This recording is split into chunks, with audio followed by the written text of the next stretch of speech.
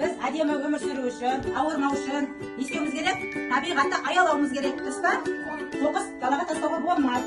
Қоқысты мороженое жеп, қабығын, кәмпит жеп, қабығын тастасақ не болады? Жермен ұшып барып, өсіп келе жатқан табиғаттың гүліміз, шөбіміз тұншығып қалады. Ол тұншыққан кейін не істейді? Ол деген ауырып, әлсірейді.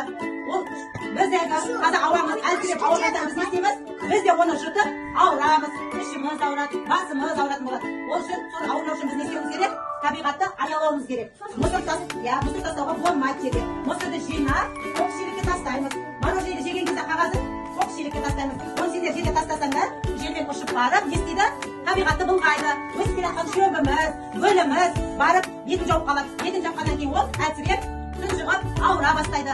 Ол табиғат ластанса, біз де ауырамыз, ол ауаны жұтып. Сондықтан бүгінгі сабағымыз, алдымызда тұрған мынау гүл, барлықтар үйлерінде бар сенанда гүл, амалар гүл өсіре ма үйде, терезенің алдында, үйде тұрады. Осыны баптаймыз біз. Бүгінгі сабағымыз гүлді, табиғатты аялаймыз. Гүлді қалай аялап өсіретінді көрсетеміз. Дұрыс па? Сондықтан, екі баламыз қазір сізге туап келеді.